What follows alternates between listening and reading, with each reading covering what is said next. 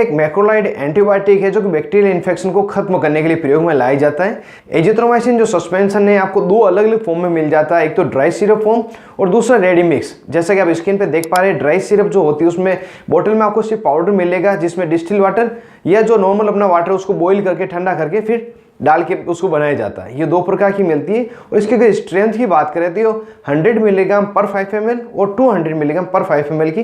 दो अलग अलग स्ट्रेंथ मार्केट में इसकी अवेलेबल है। अब इसकी यूज़ के बारे में जान लेते हैं, किन किन बीमारियों में डॉक्टर द्वारा यह दवा बच्चों में दी जाती है। दोस्तों सबसे पहले मैं आपको कहना चाहूँगा, बच्चों में किसी प्रकार की भी एंटीबायोटिक दवा खुद से नहीं दे, सिर्फ और सिर्फ डॉक्टर की एडवाइस लेने पर भी दें। जो इसके यूज़ है कॉमन, उसमें सबसे जो प्रमुख यूज है जो डॉक्टर द्वारा लिया जाता है, यदि किसी बच्चे के गले में स्वेलिंग आ जाए या उसे टॉन्सिलाइटिस हो जाए, मतलब टॉन्सिल्स में सूजन आ जाए, जिस कारण से बच्चे को निगलने में परेशानी हो या बार बार गले में इरिटेशन रह रहा हो और कई बार टॉन्सिल इतने ज़्यादा सीवियर हो जाते हैं तो उसे फीवर भी हो जाता है, तो उस समय यह दवा बच्चों को डॉक्टर द्वारा प्रिस्क्राइब की जाती है। साथ ही जो कॉमन जुकाम होता है जिसमें नाक बहना, खांसी आना और थोड़ा बहुत फीवर होना, ये भी इसके लक्षण है, तो उस समय में भी एजिथ्रोमाइसिन डॉक्टर द्वारा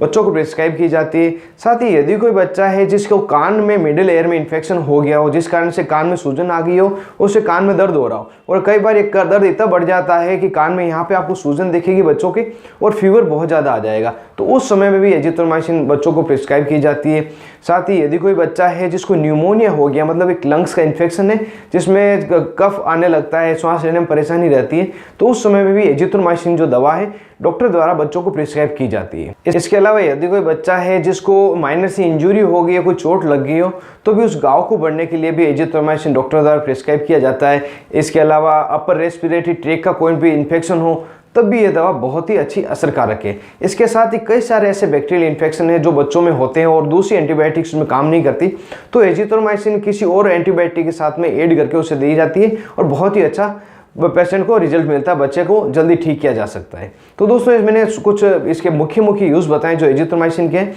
इसके अलावा भी इसका कई सारी यूज है, जैसे कोई स्किन इन्फेक्शन में, यूटीआई में, यूरिनरी ट्रैक्ट इन्फेक्शन में इसका यूज़ लिया जाता है और डॉक्टर अपने अकॉर्डिंग लेते हैं।